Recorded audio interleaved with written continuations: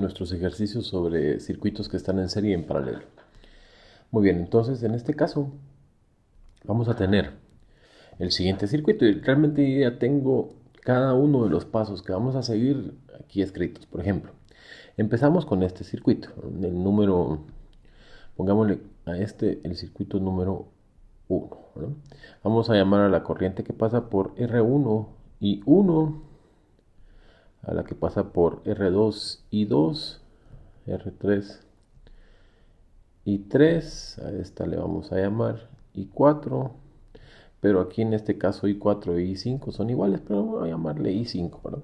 También vamos a usar para llamar el voltaje en esta resistencia, le vamos a llamar voltaje 1, voltaje 2, voltaje 3, voltaje 4, voltaje 5, y vamos a hablar de cada una de esas cosas. Realmente lo que yo quiero es que encontremos, que analicemos todo el circuito, encontremos todos los voltajes y todas esas corrientes que tenemos marcados ahí.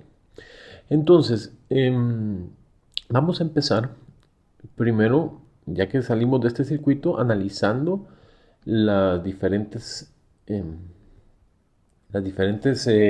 resistencias en serie y en paralelo que tenemos. Por ejemplo, recuerden que el análisis siempre lo empezamos de derecha a izquierda, y yo me doy cuenta que en esta rama que está aquí, esas dos resistencias están en serie, ¿verdad?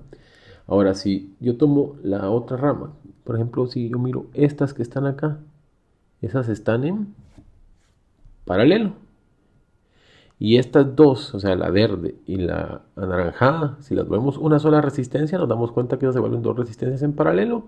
Y al final, esas dos resistencias en paralelo van a estar en serie con esta resistencia que está acá. Si se dan cuenta, prácticamente lo que hicimos fue armar bloques donde tenemos, lo podríamos ver así, lo voy a hacer en pequeño, sería el bloque azul, después tenemos nuestro bloque que pusimos de color verde, que está aquí, y nuestro bloque de color anaranjado, que lo podemos ver aquí, y nosotros ahora unimos esto de esta forma, bueno, perdón, quedaría aquí, pero lo estoy haciendo mal, sería de aquí, aquí. Solo quiero darle la idea, no quiero hacer el dibujo perfecto, ¿no? Pero si se dan cuenta, podríamos pensar en el circuito después de varias simplificaciones de esta forma. Aquí está 10 voltios, el azul en paralelo con el verde y el anaranjado, ¿verdad? Entonces eso es lo que vamos a hacer, prácticamente es pensarlo de esta manera, para llegar a este bloque.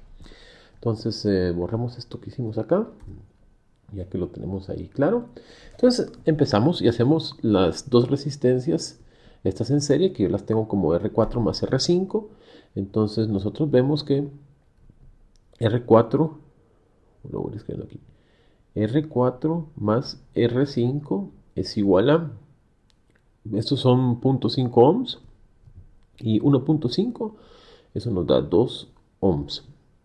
O sea que este que está aquí es igual a 2 ohms. Pongámosle otro color para que se vea bien. 2 ohms. Y ahora vamos a hacer el paralelo de estas dos resistencias, que sería la R2 y la R3. Entonces ese paralelo, que es R2 en paralelo con R3, eso nos va a dar la multiplicación de 4 por 4, es 16, dividido 8. Entonces nos queda nuestra resistencia de 2 ohms también,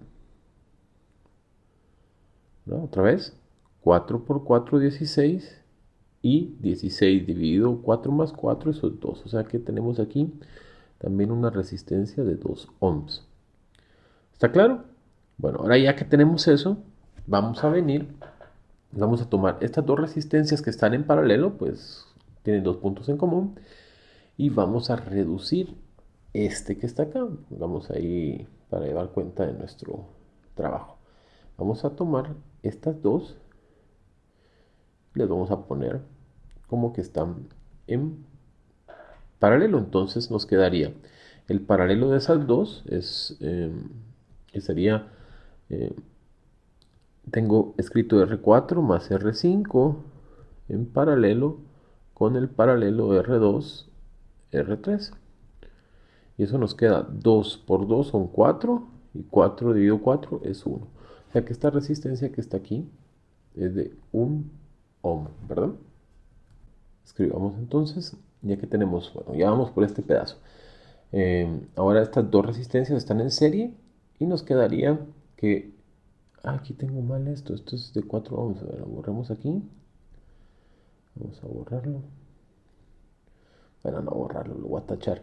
Esa sería una resistencia de 4 ohms. Ahora se me olvidó borrar el default del programa. Entonces nos quedaría que 4 más 1. Entonces tendríamos aquí 5 ohms. ¿Está bien? Entonces ahora sí, ya podemos empezar calculando la corriente I1. Pues la corriente I1 es la que pasa por este circuito que está acá. Entonces decimos, la corriente I1, la estoy haciendo muy lejos, de no me va a caber todo el trabajo. La corriente I1 tiene que ser igual a, por ley de Ohm, tenemos que voltaje es igual a corriente por resistencia. Despejamos y nos queda voltaje, que es de 10 voltios. Aquí está mal, puse en voltios, un error. 10 voltios sobre la resistencia, y la resistencia es de 5 ohms. Como tenemos voltios y ohms, eso nos da amperios, y eso sería 2 amperios. Entonces ya tenemos la corriente I1. Ahora, regresamos acá y nos damos cuenta, corriente I1 pasa por las dos, ¿verdad? Pero esta se divide en estas dos, o sea que se parte a la mitad la corriente. La corriente I1, que es la que está entrando aquí, se parte en dos corrientes acá. Entonces viene la corriente I1 para acá y la corriente I1 hacia aquí abajo, ¿sí? Aquí nos vamos a partir en dos. Entonces tenemos un divisor de corriente, donde las dos resistencias tienen el mismo valor.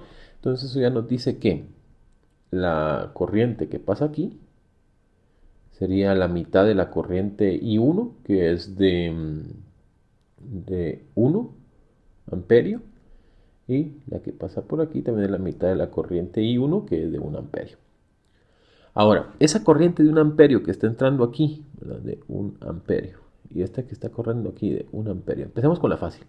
Aquí de una vez podemos ver que si aquí está entrando 1 amperio y está pasando por estas dos resistencias, entonces tenemos que la corriente I4, perdón,